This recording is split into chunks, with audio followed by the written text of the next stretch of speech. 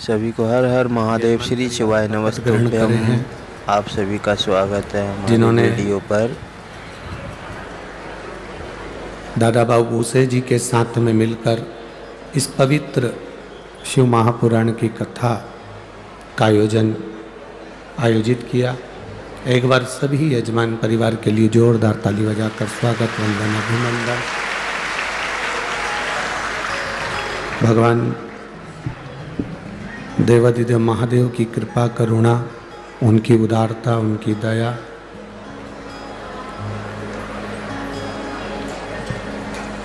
दामोदर मास में कार्तिक के महीने में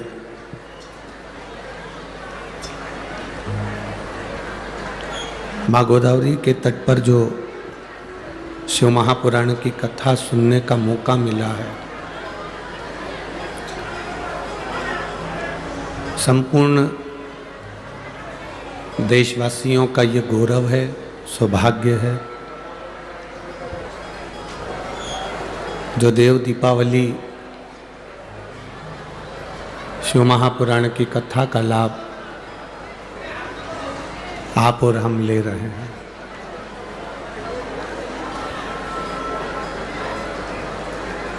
कठिन में भी कठिन है मनुष्य का शरीर, और उस मानव के शरीर में भी कठिन है भगवत भजन।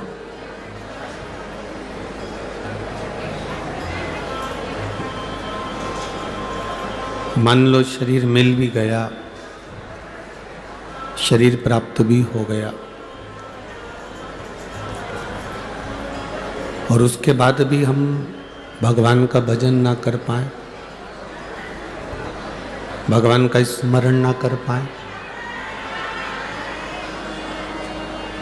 तो ये हमारा जीवन फिर व्यर्थ है।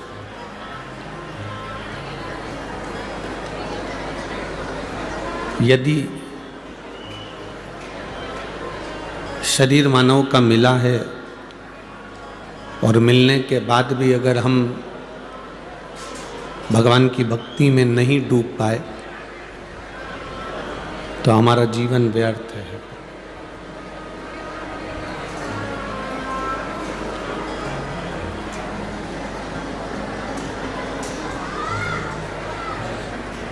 जिसकी नाक कट गई हो और वो सुनार की दुकान पर जाकर नाक है ही नहीं, पूरी की पूरी नाक ही कट गई, और वो सुनार की दुकान पर जाकर बैठ जाए और कहे, पति कहे कि तुझे जो लेना है ले ले, पूरा सुनार की दुकान तेरी है, तुझे जो पहनना हो वो पहन ले।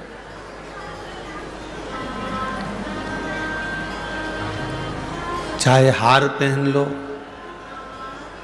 कान में कुंडल पहन लो, सिर पर बिंदा पहन लो, जब शरीर पर नाक ही नहीं है तो श्रृंगार अच्छा लगेगा क्या? जम के बोलो जरा, लगेगा नहीं।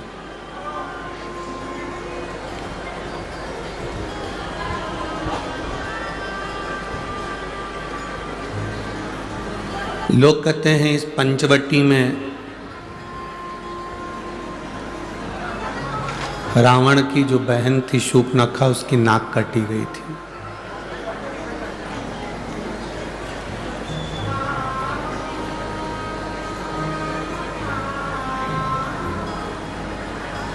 सुनार की दुकान पर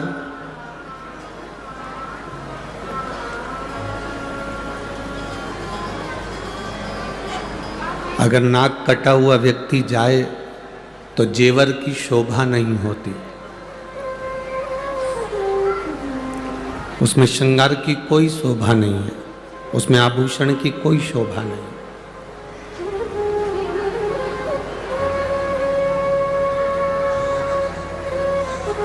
सुनार की दुकान पर अगर शूर्पणखा जाकर बैठ जाए और शूर्पणखा कहे कि मेरा श्रृंगार कर दो, तो सुनार भी कह देगा कि तुम्हारा श्रृंगार नहीं कर सकता क्योंकि तुम्हारी नाक नहीं है, तुम्हारी नासिका नहीं है। तुम्हारी नाक नहीं है।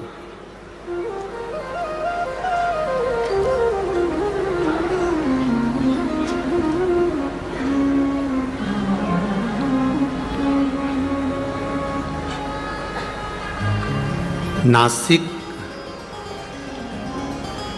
पंचवटी में भगवान राम ने सूर्पनखा को नहीं रहने दिया था। वो रहती थी, आई पंचवटी में घूमी, देखा, घूमा, सुंदरता भी देखी और यहीं आसपास में रहा करती थी, पर भगवान ने उसकी नाक काटकर भगा दिया।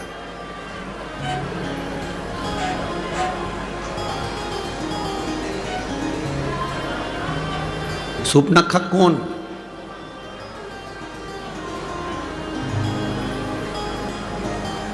जिसके अंदर भगवान के प्रति प्रेम नहीं हो, जो भगवान को पहचान नहीं सकती हो, जो भगवान का भजन नहीं कर सकती हो, जो स्मरण नहीं कर सकती हो, जो कभी मंत्र का जाप ना करे, जो कभी स्मरण ना करे, जो कभी भगवान की अविरल भक्ति में ना डूबी हो, वो सूर्पनखा को भगवान ने नाक काटा और भगा दिया।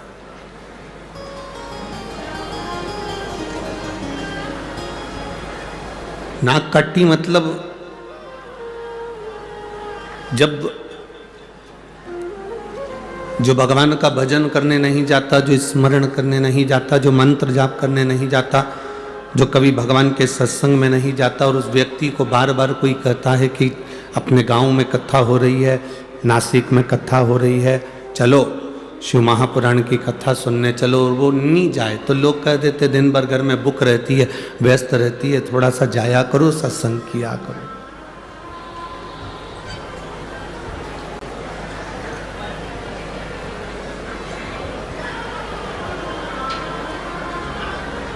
नाक कटे हुए व्यक्ति की सुनार की दुकान पर कोई काम नहीं है।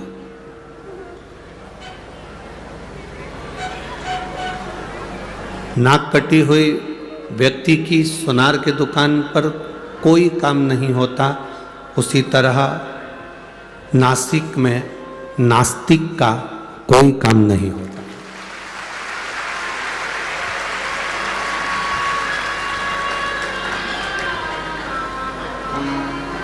अगर गोदावरी के तट पर आप रह रहे हैं, नासिक की पवित्र भूमि पर आप रह रहे हैं,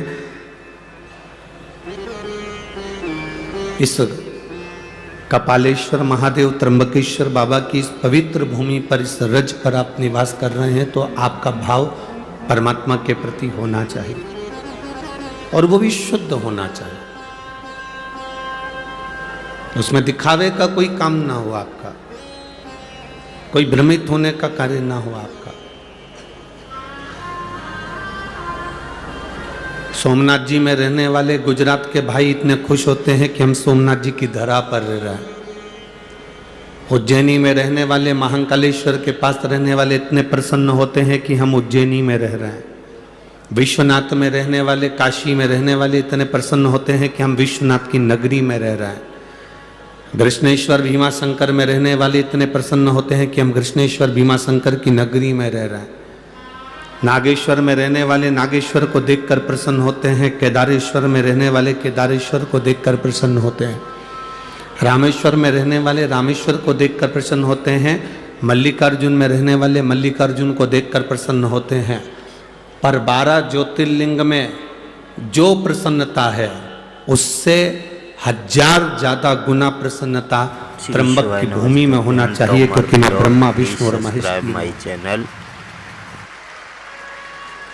सारे 12 ज्योतिर्लिंग में केवल महेश भगवान शंकर विराजे हैं, पर केवल एक इस माँ गोदावरी का तट ऐसा है, ये भूमि ऐसी है नासिक की, जहाँ पर ब्रह्मा विष्णु और महेश तीनों एक साथ विराजे हैं। ये वो पवित्र,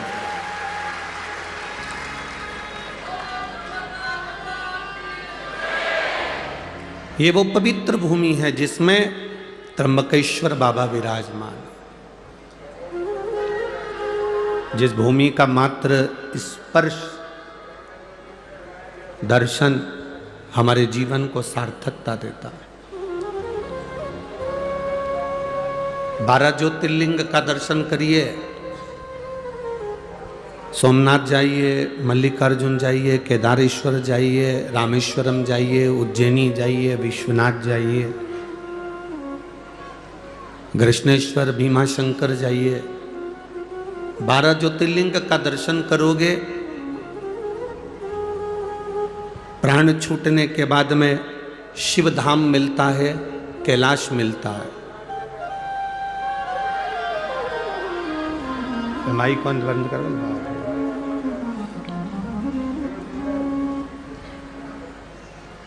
12 ज्योतिर्लिंग का दर्शन करते हो तो शिव धाम मिलता है, कैलाश मिलता है।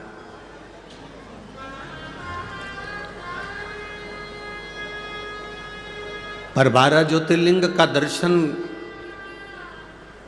करने वाला व्यक्ति सारे ज्योतिर्लिंग का दर्शन करने के बाद जब त्र्यंबकेश्वर की पवित्र भूमि पर आता है और त्र्यंबक बाबा का जब दर्शन करता है तो उस व्यक्ति को केवल एक कैलाश नहीं मिलता, उसके सामने ऑप्शंस रख दिया जाता है कि आप ब्रह्मलोक में रहना चाहें, चाहे वैकुंठ में रहना चाहें, चाहे कैलाश पर रहना चाहें।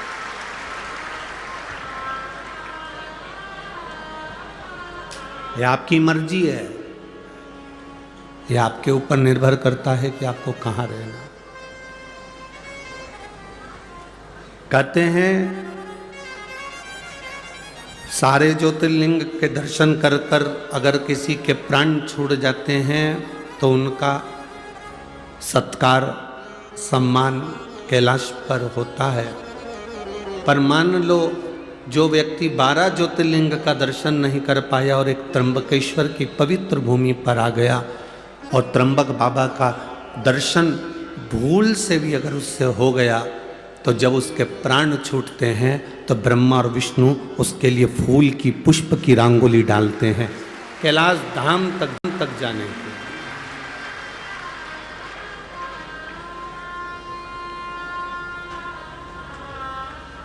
जो नहीं पहचाना उसके लिए हम नहीं कह सकते, पर जो पहचान गया कि त्र्यंबक है क्या, त्र्यंबकेश्वर महादेव का मतलब क्या है, शिवलिंग का सार तत्व क्या,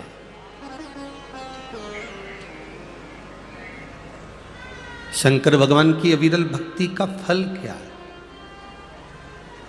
जो नहीं जाना वो अनजाना, जो जान गया वो ज्ञान।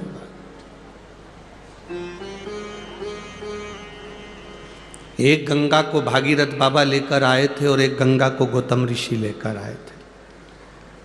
एक गंगा भगवान शंकर की जटा से निकली, कलकल कर कर उत्तर में बह गई, और एक गंगा गौतम बाबा के कहने पर शंकर भगवान की जटा से निकली और दक्षिण का कल्याण कर कर बह गई।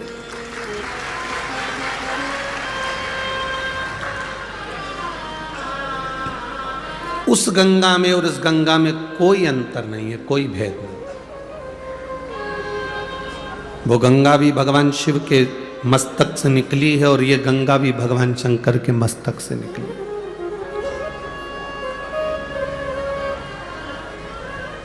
पर कई लोगों की बुद्धि में ये भरा हुआ होता है दूर के ढोल सुहावने लगते हैं।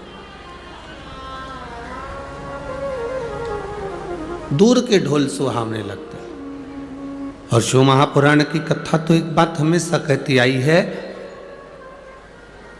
आपके नज़दीक में जो शंकर का शिवालय है, आपके नज़दीक में जो शंकर का मंदिर है, शिवालय है, शिवलिंग है, आपके जीवन में अगर दुख है, कष्ट है, तकलीफ है, तो पहले अपने घर के नज़दीक में जो शिवालय है, शंकर का मंदिर है, पहले जल वहाँ चढ़ाओ, पहले जल वहाँ चढ़ाइए। आप में से जितनी माताएं बैठी हैं ना, आप सबके घर में विक्स, बाम, आयोडेक्स, बुखार की छोटी मोटी गोली, पेट दुखे तो इनो का पाउच, अगर एसिडिटी हो रही हो तो पुदीना की गोली, सर्दी हो रही हो तो थोड़ी वो सिनारिस्ट की गोली। बोलो, सबके घर में है कि नहीं? अरे बोलो, जम के बोलो जरा, है ना? पर यदि उस गोली से, उस दवाई से काम नहीं होता तो तुम क्या डायरेक्ट अपने बच्चों को दिखाने या डायरेक्ट अपने पति को या आपको दिखाने के लिए नासिका जाते हो?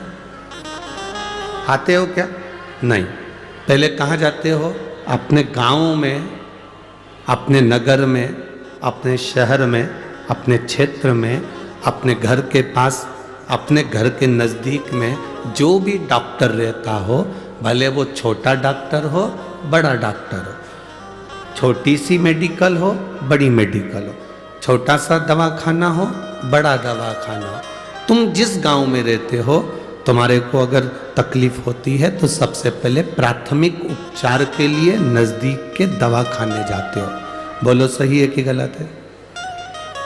जब नज़दीक के दवाखाने में काम नहीं होता, वहाँ से पट्टा पट्टी बांध दी जाती है और दवाई गोली दे के बोतल लगाकर तुमको बड़े दवाखाना भेज दिया जाता है। समझ रहे हो ना सब? अरे बोलो तो, आ रही है ना समझ में? पहले घर में तुमने बाम लगाया, विक्स लगाया, आइडेक्स लगाया, दवाई ले ली, घर में घर का उपचार नहीं हुआ, तब प्राथमिक उपचार के लिए अपने नज़दीक में गए, नज़दीक के स्वास्थ्य केंद्र पर गए। जब नज़दीक के स्वास्थ्य केंद्र में तुमको देखा करा, पट्टा पट्टी बांध के दवाई मवाई देकर तुम्हें बड़े स्वास्थ्य केंद्र भेज दिया, बड़े हॉस्पिटल भेज दिया। बड़े हॉस्पिटल कब गए हो? बाद में।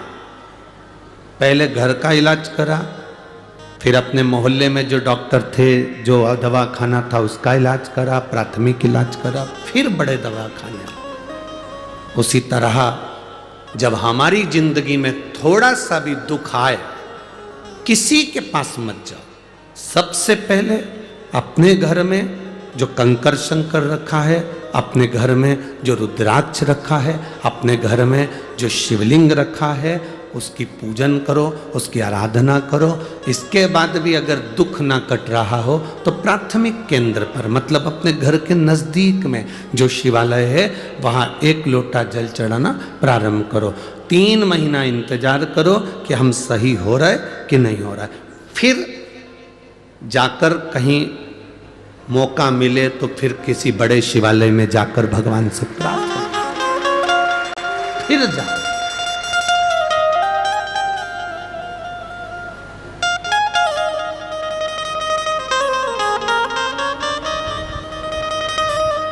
ब्रह्म में नहीं पढ़ना। कोई तुमसे कह दे वहाँ चले जाओ, वहाँ से भभूति मिल रही है, वह भभूति तुम्हें ठीक कर देगी। कोई तुमसे कह दे वहाँ चले जाओ, वहाँ से नारियल मिल रहा है, नारियल तुम्हें ठीक कर देगा। कोई तुमसे कहे कि वहाँ चले जाओ, वहाँ से एक बेल मिलेगी, गले में बांध लेना, तुम ठीक हो जाओगे। कोई तुमसे कहे तुम वहाँ चले जाओ, वहाँ जाकर तुम ठीक हो जाओगे। ना ना,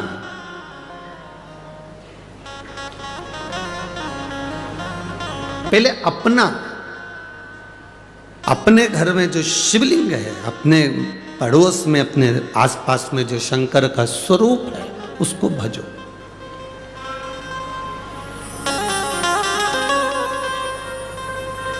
हम शिव महापुराण की कथा में एक बात कहते आए हैं, आज फिर कर रहे हैं। आपको भीड़ बढ़ाने जाने की जरूरत नहीं है। कथा करवाने वाले टेंट लगा के, कल भी बहुत टेंट लगाया, आज भी बढ़ाएंगे। टेंट लगा के परेशान हो जाते हैं आप लोग, इतनी संख्या में आ जाते हो कि टेंट वाला पहले ही हाथ ऊंचा कर देता है, अब हमारे पास बिल्कुल नहीं है,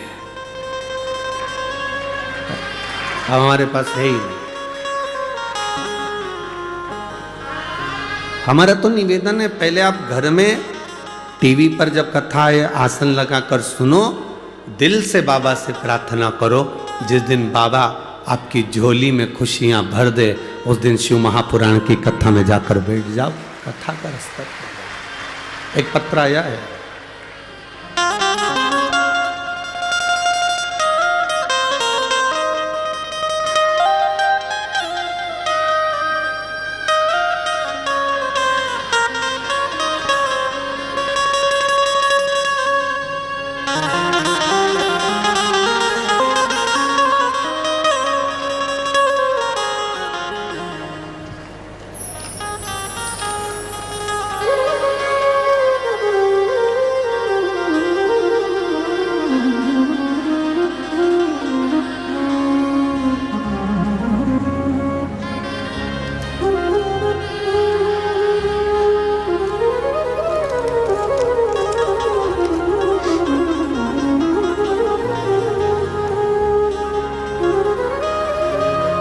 मेरा नाम अल्पेशनी राजेंद्र बांगुल, मोबाइल नंबर ये है। मैं बणी गांव से आई हूँ, जिला नासिक, तहसील विंडोरी। विंडोरी सही है? ठीक है। कहीं बैठी हैं? हाथ हिला सकती हैं। अल्पेशनी राजेंद्र बांगुल, मोबाइल नंबर ये है। बणी गांव से आई हूँ। कहीं बैठी हैं? हाथ हिला दो दीदी। ठीक है, दिख गए। एक बार वापस हाथ हिला दो। श्री शिवाय नमस्तुभ्यम। अब ठीक हैं आप? फिर से एक बार हाथ हिलाओ। ठीक हैं जी। मैं बाबा का क्या वर्णन करूं गुरुदेव। मैं पहले मंदिर नहीं जाती थी, मैं भगवान को बिल्कुल नहीं मानती थी। 2023 में मेरे बेटे को अचानक कान में पीछे दोनों साइड में गठान हो गई। उस गठान का जब इलाज करवाने के लिए हॉस्पिटल गए तो जांचों में मालूम पड़ा कि इसको बड़ी बीमारी के चांस बनने लगे। इसका ऑपरेशन जरूरी है। ऑपरेशन होने के बाद ये गांठ वापिस जांच के लिए जाएगी। तब हम घबरा गए। हम भगवान के मंदिर नहीं जाते थे, हम भगवान को नहीं मानते थे। जैसे आज के लोग भटक गए थे वैसे हम भी भटक गए थे। पर हमारी पड़ोसन ने हमसे कहा, पड़ोसन जी ने जो कहा कि शिव मंदिर में जाकर जल चढ़ाकर बच्चे को नंदी के पास बिठाकर कुंदकेश्वर महादेव के नाम से वो जल पिलाओ और उसकी गांठों पर लगाना प्रारंभ करो। चिंता मत करो, रो मती, कोई बड़ी बीमारी नहीं होगी और ऑपरेशन की भी जरूरत नहीं होगी। हम जांच करा कर आ गए। ऑपरेशन की तारीख निकल गई। पशुपतिनाथ का व्रत मैंने जिंदगी में पहली बार करा और भगवान के मंदिर में पहली बार पांव रखा। इतनी बड़ी जिंदगी में पहली बार जब मंदिर गई, बाबा को केवल इतना कहा, बाबा की कानों में 3 गठाने हैं, पर आप संभालेंगे तो सब हो सकता है। मेरी पड़ोसन सीवर वाले महाराज की कथा सुनती है और वो सीवर वाला महाराज कहता है सारी समस्या का हल एक लोटा जल है। आप संभालिएगा बाबा। मेरे बेटे को नंदी के पास बिठाती, शिवजी पर जल चढ़वा कर बिठाकर उसको पानी पिलाती, कुंदकेश्वर महादेव का नाम लेती, गांठों पर लगाती। दूसरी बार जांच कराने के लिए हम जब वापिस पहुंचे तो बाबा की कृपा से तीनों गांठें गल चुकी थी और डॉक्टर ने कहा कोई बड़ी बीमारी नहीं, शिव तत्व है। दोनों हाथ हिला तो बहन एक बार। हर हर महादेव। बैठी है, बाबा की कृपा, बैठी। शिव तत्व इसी को कहा। अगर हमारा भरोसा प्रबल नहीं हुआ, हमारा विश्वास प्रबल नहीं हुआ। ये पत्र में उन्होंने एक लाइन बड़ी अच्छी लिखी है, हम तो बाबा के भरोसे चलते हैं, डमरू वाले के भरोसे चलते हैं।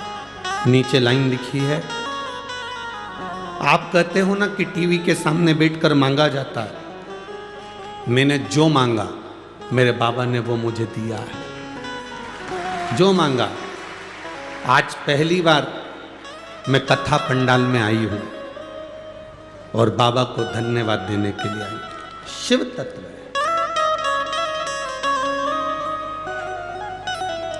आप जिस भरोसे में रहें, विश्वास को दृढ़ बनाकर आप भगवान शंकर के मंदिर जाएं, अपने नजदीक में जाएं, कहीं भटकना नहीं। कोई कहे कि वहां ये चमत्कार हो रहा है, वहां चल चलो, वहां पर ये हो रहा है, वहां चल चलो, वहां ये हो रहा है, वहां चल चलो। तुम एक ही बात कहना, वहां जाऊंगी तब चमत्कार का दर्शन करूंगी, उससे अच्छा है मेरा भोलेनाथ चाहेगा तो घर में बिठाकर मुझे दर्शन करा। भटकना नहीं, भ्रमित मत होना, भरमाना नहीं।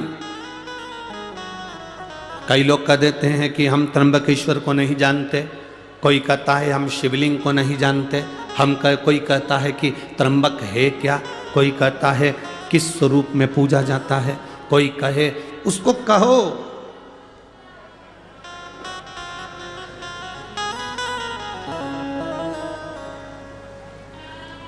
जो माता का दूध पीकर पैदा होता है, जो माता का दूध पीकर बड़ा होता है, वो कभी महादेव पर उंगली नहीं उठाता। जो बोतल का दूध पीकर पैदा होता है वो महादेव पर उंगली उठाता है।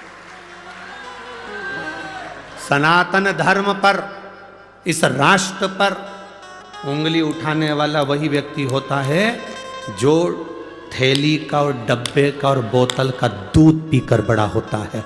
जो मां का दूध पिया होता है वो कभी उंगली नहीं उठाता।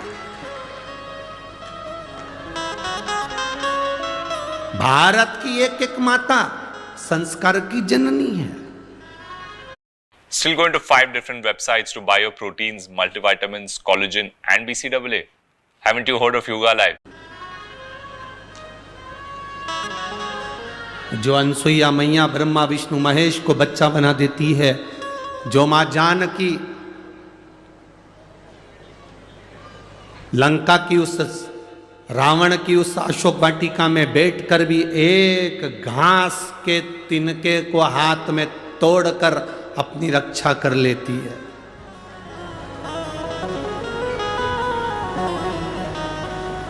अरे दुनिया के लोग हंसते हैं, कहते हैं एक छोटा सा घास का तिनका और रावण उससे डर गया। रावण छोटा सा घास का तिनका। जब रावण आता था तो सीता उस रावण के सामने वो घास का तिनका हाथ में रखकर बैठ जाती थी और रावण उस घास के तिनके से डरता था। घास के तिनके से रावण डरता था। ऐसा क्या था घास के तिनके में? घास के तिनके में ऐसा क्या था? सीता मैया पृथ्वी से जन्म लिए, मां जानकी भूमि से पैदा हुई है और घास भी जम के बोलो जरा, भूमि से पैदा हुआ। तो घास सीता जी का कौन हुआ? जम के बोलो जरा। भाई, एक नारी अपने पति के साथ जाती है तो भी उसको भय लग सकता है, पर एक नारी जब अपने भाई के साथ जाती है तो कोई भय नहीं लगता।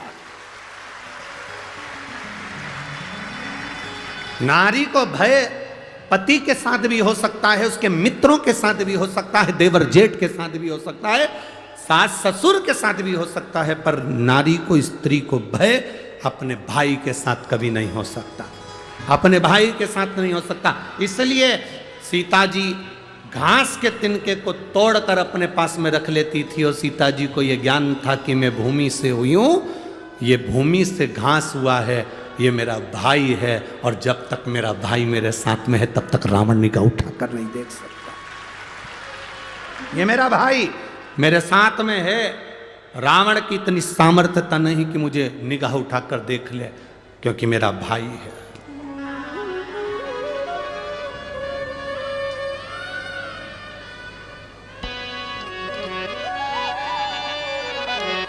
महाराष्ट्र की इस पवित्र भूमि पर, महाराष्ट्र की इस पवित्र धरा पर छत्रपति शिवाजी महाराज की ये पावन धरा, बाला साहेब ठाकरे जी की यह पवित्र भूमि, जिस पर विधर्मी केवल बाला साहब ठाकरे एक बार निकल कर चले जाते थे तो विधर्मियों ने अपने अपने कमरे छोड़कर बाहर भग जाते थे। आज उस भूमि पर जरा विचार करिए, हम असुरक्षित कैसे नजर आए।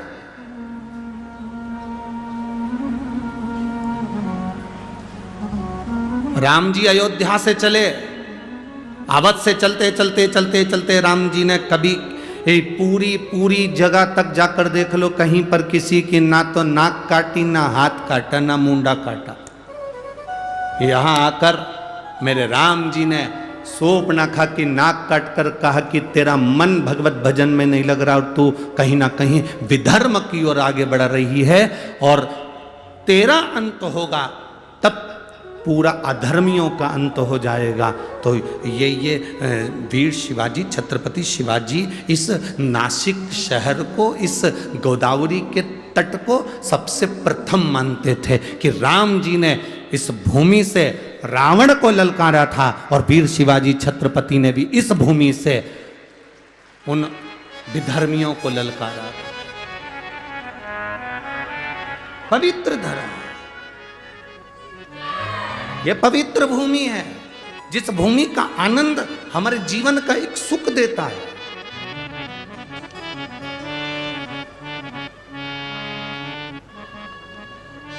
दुनिया के लोग कहते हैं तुमसे कि अगरबत्ती मत लगाओ मंदिर में, बांस होगा। दुनिया के लोग बाद में कहेंगे कि दिया मत लगाओ, दिक्कत होगी। कितनी विचित्रता है, कितनी विडंबना है, हम कितना भटक रहे हैं। भगवान की भक्ति से हम दूर होते चले जा रहे हैं। आज का व्यक्ति मेहनत करना नहीं चाहता और शिव महापुराण की कथा कहती है कर्म प्रधान है। शिव पुराण की कथा कहती है कर्म पूरा करो। इस व्यासपीठ पर बैठकर आज तक हमने ये बात नहीं कही होगी आपसे कि आप हमारे पास में आके बैठना, हम तुमको कहीं से गड़ा हुआ धन निकाल कर दे देंगे, या आप हमारे पास आना हम तुमको रोग मुक्त कर देंगे, हमारे पास आना तुम्हारा दुख मिट जाएगा। ये कभी आज तक नहीं कहा इस व्यासपीठ से, क्योंकि हमको अगर दुख आता है तो हम भी महादेव की शरण जाते हैं। आपको भी दुख आए तो महादेव की शरण जाए। राम जी की जिंदगी में दुख आया, वो महादेव की शरण में गए।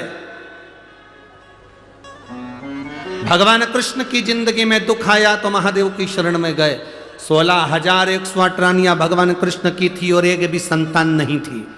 तब गर्गाचार्य बाबा से कहकर शिवलिंग का पूजन करा, एक एक रानी के साथ 11-11 दिन तक।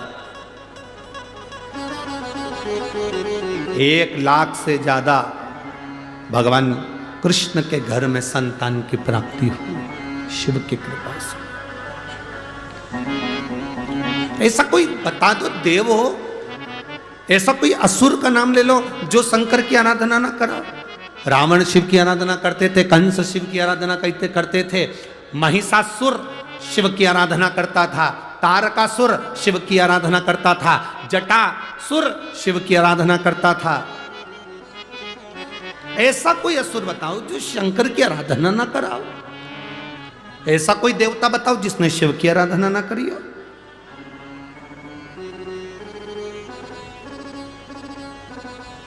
तुम सोमवार का व्रत करो ना करो, तुम मंगलवार का व्रत करो ना, तुम जिस व्रत को कर रहे हो, अगर लक्ष्मी जी की पूजन कर रहे हो, शुक्रवार का व्रत कर रहे हो, तुम कृष्ण भगवान की पूजन कर रहे हो, तुम राम भगवान की पूजन कर रहे हो, तुम देवी जी की पूजन कर रहे हो, तुम दत्त की पूजन कर रहे हो, तुम हरिविठ्ठल की पूजन कर रहे हो, तुम पांडुरंगा की पूजन कर रहे हो, तुम गोदावरी की पूजन कर रहे हो, तुम गंगा की पूजन कर रहे हो, तुम गौमाता की पूजन कर रहे हो, तुम वृक्ष लता पत्र की पूजन कर रहे हो, तुम संसार में किसी की भी पूजन करो, पूजन का फल जब दिया जाता है तो उस लिस्ट को, उस फाइल को पहले देवाधिदेव महादेव के पास भेजा जाता है और महादेव उस फाइल को स्वीकृति देते हैं, तब उस फल को दिया जाता है। ऐसा कोई फल नहीं जो भगवान शंकर के बिना आपको मिल जाए। शिव के बिना कोई फल नहीं मिलता, शंकर के बिना फल की प्राप्ति नहीं होती।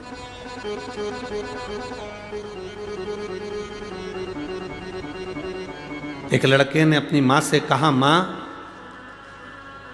तू कह रही थी कि पंडाल में बैठकर कथा सुन लो तो उससे फल प्राप्ति होती है, तो माँ ने अपने बेटे से कहा मेहनत भी करना पड़ेगी। सियोर वाला महाराज कहता है अपना कर्म पूरा करना पड़ेगा। एक बेटा लिखा,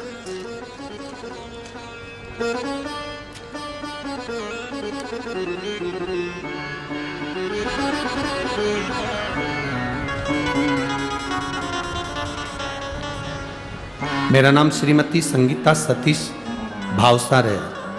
मैं जेल रोड नासिक की रहने वाली हूँ।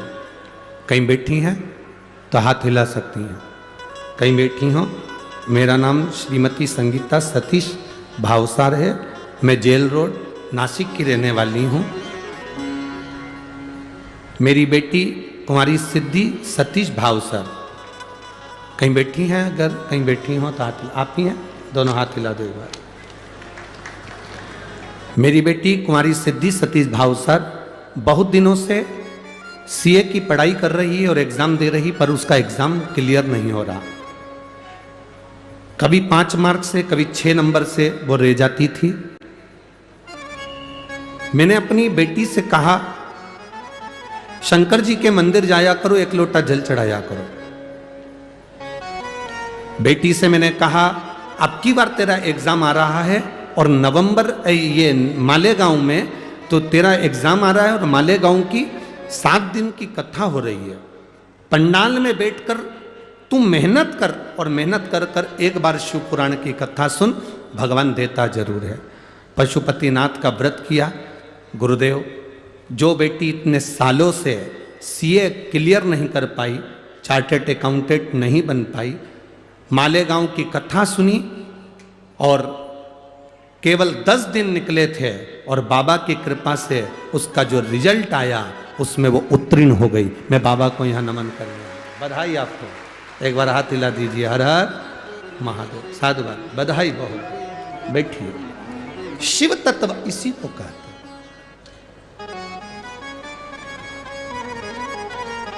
अपनी मेहनत पूर्ण करो, अपने कर्म के प्रति जागरूक रहो।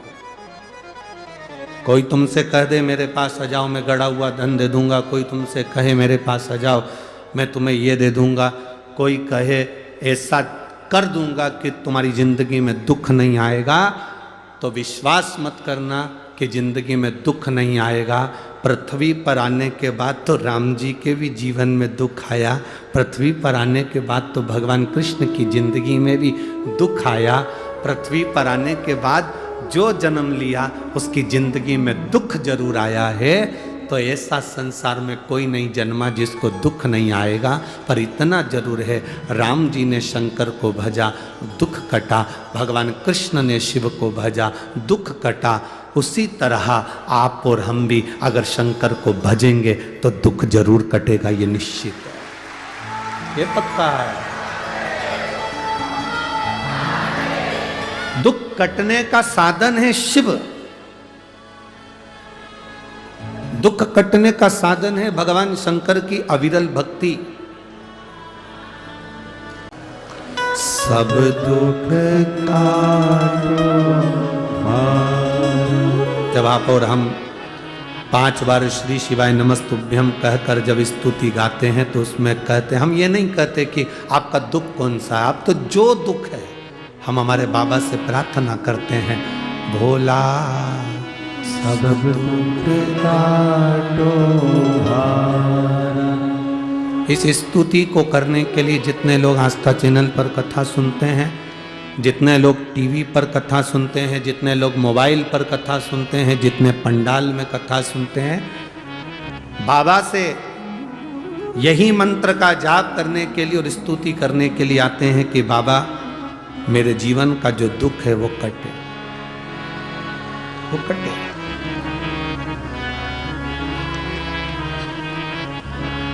और तू है तो कटे। कोई असुर, कोई गंधर्व, कोई देवता,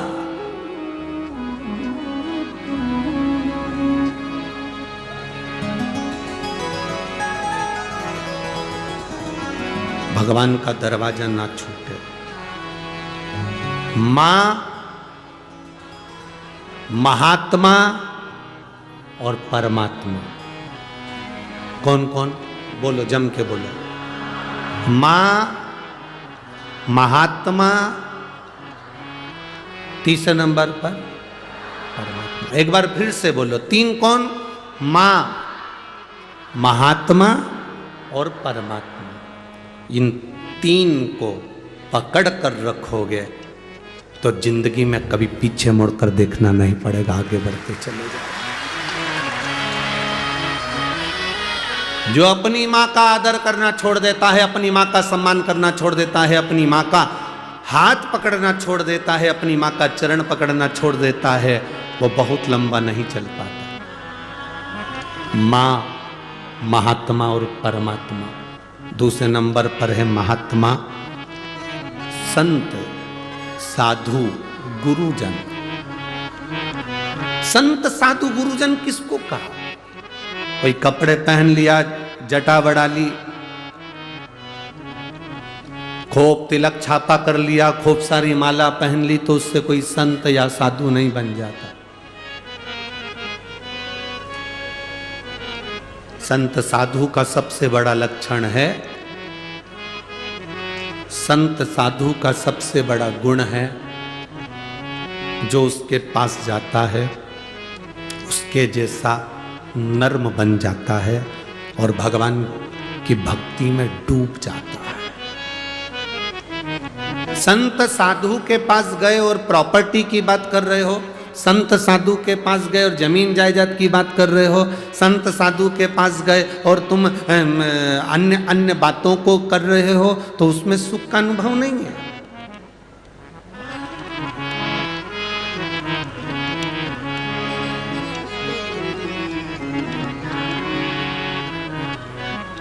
दुनिया में जितने मरते हैं वो सब वैकुंठ जाते हैं कि नरक जाते हैं? अरे बोलो, जम के बोलो, अरे बोलो तो जम के। कोई तुम्हारा पैसा खाकर मर गया, कोई तुम्हारा 5-10 लाख रुपए प्लाट का लेके मर गया, कोई तुम्हारी जमीन का टुकड़ा लेकर मर गया, कोई तुम्हें दुख देकर मर गया, तो वो वैकुंठ जाएगा कि नरक जाएगा? हैं? नरक जाएगा, ये तुम कह रहे हो। पर उसके मरने के बाद उसके परिवार वाले जब वो पत्रिका छपवाते हैं, कार्ड, उस कार्ड में उसका जो नाम लिखा रहता है, उसमें तो लिखा रहता है स्वर्गवासी। उस कार्ड में कहीं लिखा है नरकवासी।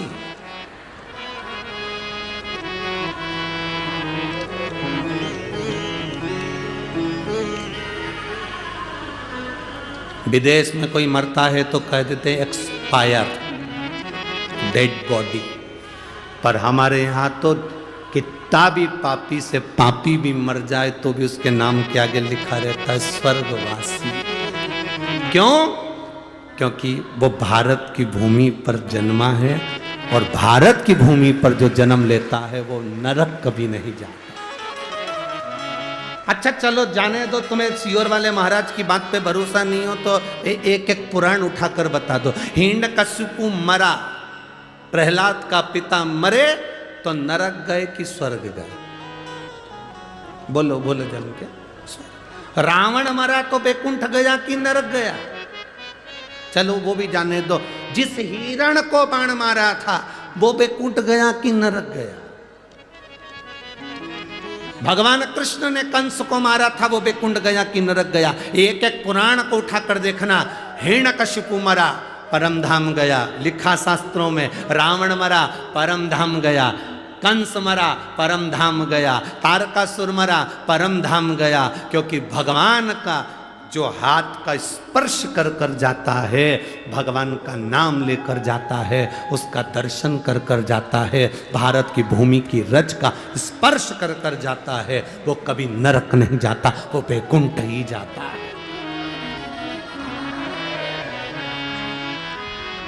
कितनों के घर जाकर देख लेना, जिन जिन के घर में कोई बुजुर्ग मर गए हो उनका फोटो लगा होगा, उस फोटो के नीचे लिखा होगा स्वर्गीय।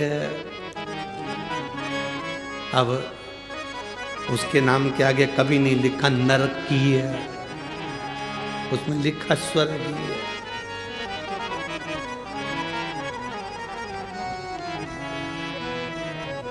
हर चंदन है इस देश की माटी, तपोभूमि हर ग्राम है, हर बाला देवी की प्रतिमा, बच्चा बच्चा राम है। जिसके सैनिक समर भूमि पर गाया करते गीता है, उसी माटी के हल्के नीचे खेली करती सीता है। चंदन है इस देश की माटी, तपोभूमि हर ग्राम है, हर बाला देवी की प्रतिमा, बच्चा बच्चा राम। ये भूमि ही कुछ ऐसी है, ये धरा ही कुछ ऐसी है, इतनी पवित्र है ये भूमि, जिसको समझने वाला समझ सकता है। आज के ज़माने में बड़े बड़ी गादियों पर लोग बैठ जाते हैं, बड़ी बड़ी पीठ पर लोग बैठ जाते हैं और भेद करते रहते हैं। वो ज्योतिर्लिंग बड़ा है, वो ज्योतिर्लिंग छोटा है, वो शंकर बड़ा है, वो शंकर छोटा है, ये महाराज बड़ा है, वो महाराज छोटा है। 12 ज्योतिर्लिंग में कभी ये मत कहना कि वो ज्योतिर्लिंग बड़ा, कि वो ज्योतिर्लिंग बड़ा। दिए की ज्योति बराबर का प्रकाश देती है, 12 ज्योतिर्लिंग एक बराबर का फल देते हैं।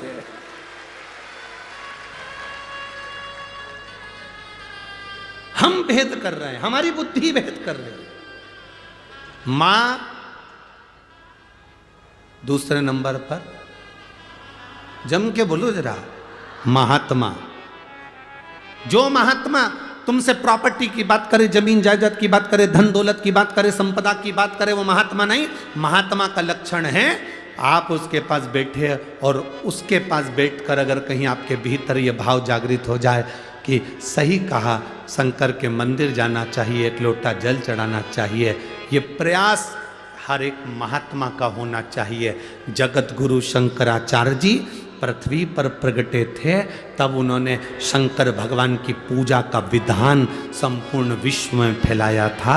जगत गुरु शंकराचार्य जी की 4 पीठ पर जो 4 शंकराचार्य जी विराजमान हैं, जगत गुरु शंकराचार्य जी की 4 पीठ पर जो जगत गुरु शंकराचार्य विराजमान हैं, वो भी आज शंकर भगवान की पूजा अर्चना और विश्व के कल्याण को आगे बढ़ाने का लक्ष्य लेकर चल रहे हैं। और जगत गुरु शंकराचार्य जी के जाने के बाद भोलेनाथ ने कोरोना काल में ये शिव महापुराण को, कहीं मेरे महादेव ने संपूर्ण विश्व में शंकर की भक्ति को जागृत करने के लिए शिव पुराण प्रारंभ कर दिया।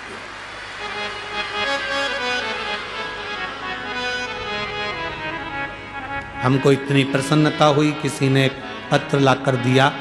उस पत्र में लिखा था, पहले छोटे छोटे शंकर मंदिर में, नासिक में भी शंकर के छोटे छोटे मंदिर में दरवाजे बंद रहते थे, होटले पर कुत्ता बैठे रहते थे, कोई नहीं जाता था, दरवाजे सब बंद पड़े रहते थे। बड़े बड़े मंदिर में सब जाते थे, छोटे छोटे मंदिर में कोई नहीं जाता था।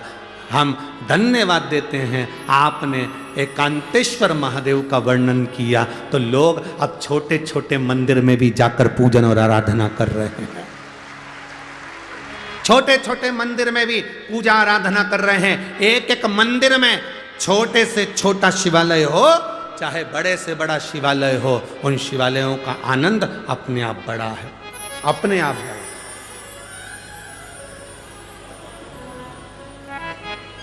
शिव भक्ति की जागरूकता हुई।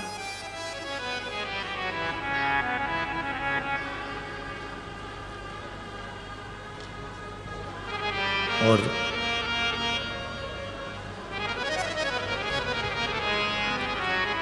अपने देश को, किसी भी देश को जब नष्ट करना होता है तो सबसे पहले उसकी संस्कृति को नष्ट किया जाता है।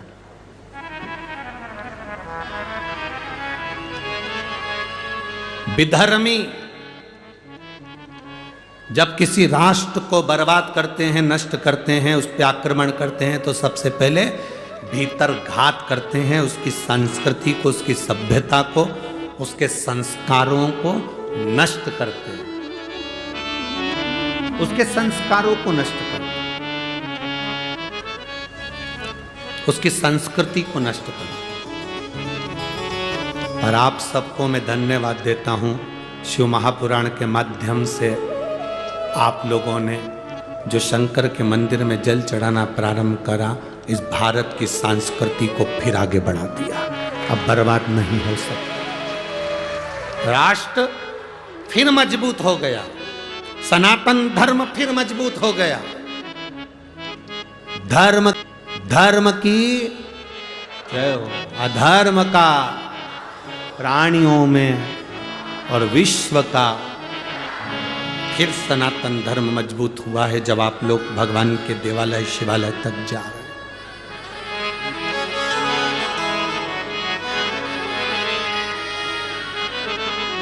दुनिया में जितनी कथाएं होती हैं उसमें बूढ़ी बूढ़ी माताएं ज्यादा जाती हैं, पर शिव महापुराण की कथा केवल एक ऐसी है जिसमें बूढ़ी माताएं तो कम मिलती हैं, पर युवान माताएं, युवान भाई, युवान बहनें ज्यादा रहते हैं। ज्यादा बुजुर्ग माताएं तो बेचारी ग्राउंड के अंदर ही नहीं घुस पाती है, प्रवेश नहीं। गाड़ी बहुत दूर रोक दी जाती है तो अंदर कैसे जाए? बोलो सही है कि गलत है?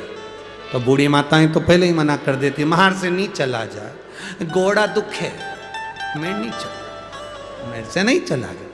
तो युवान युवान बहुएं, बेटियां, मेरी माताएं, मेरी जीजियां, मेरे जवान जवान जीजा होन, मेरे बेटे, मेरी बहनें इस कथा में आकर जब बैठती हैं, यहाँ से जो ग्रहण करती हैं वो लेकर जाती हैं और अपने बच्चों को वो संस्कार देती हैं। एक लोटा जल पकड़ा कर मंदिर भेजती है तो वो गौरव उत्पन्न होता है, वो सुख उत्पन्न होता है, वो आनंद की अनुभूति होती है।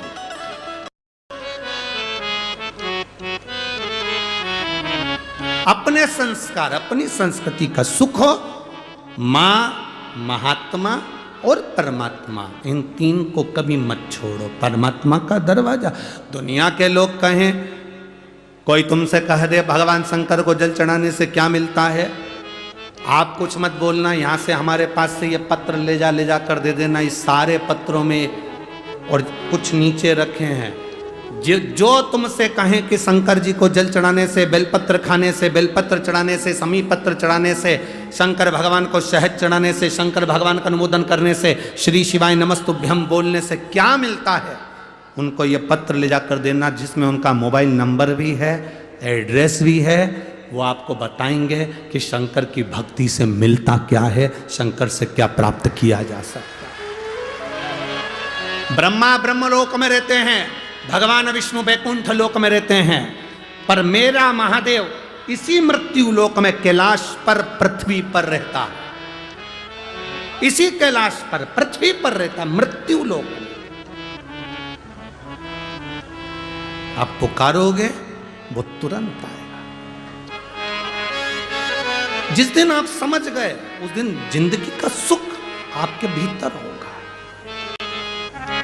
जिस गोदावरी के तट पर आप कथा सुन रहे हैं, जिस माता गोदावरी के तट पर सप्तशृंगी माता के इस पावन सानिध्य में, त्र्यंबकेश्वर बाबा के इस पावन सानिध्य में, कपालेश्वर महादेव के इस पावन सानिध्य में, कालेराम जी के इस पावन सानिध्य में शिव महापुराण की कथा सुन रहे हो, इस पवित्र भूमि पर बैठकर अगर आप कथा का रसतत्व ग्रहण कर रहे हो तो ये विश्वास मानकर चलना, ये भूमि ने अगर असुरों को दिया, राक्षसों को दिया, तो देवताओं को भी दिया है।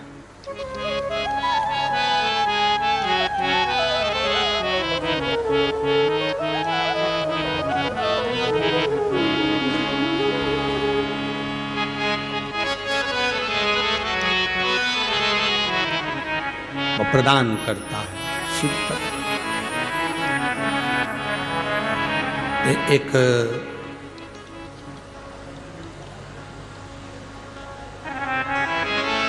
केवल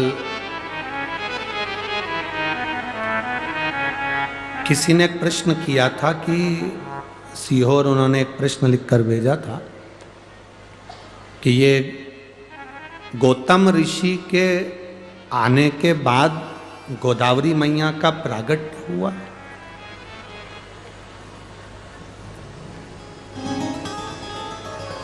गौतम ऋषि के आने के बाद गोदावरी मैया का प्रागट्य हुआ है। जिसने प्रश्न किया वो अच्छे से एक बार स्कंद पुराण पढ़ना, ब्रह्म वैवर्त पुराण पढ़ना, अच्छे से लिंग पुराण का स्मरण करना। आपको ज्ञात होगा स्कंद पुराण के अंदर कि ये गोदावरी केवल गौतम बाबा के बाद की नहीं, ये गोदावरी तो गंगा है, और गंगा केवल गौतम ऋषि के सम्मुख में तो इस गंगा का नामकरण हुआ है, बाकी के गंगा तो महादेव की अविरल, इस गोदावरी तो बहती रही है। गोदावरी तो बहती रही है। क्या गौतम बाबा ने इस गंगा को बुलाया? गंगा का नामकरण गौतम बाबा ने करा। ये तो अविरल गंगा है गोदावरी, एक युग में नहीं, कई युगों से बहती आ रही है, कई युगों से। तो उस कई युगों से एक कथा आती है, आप लोगों ने सुना होगा। महिषासुर एक असुर था, सुनिए कथा, जम के बोलो जरा, सुनिए ना महिषासुर की। किसने मारा था उसको? महिषासुर का वध किसने किया था? मां दुर्गा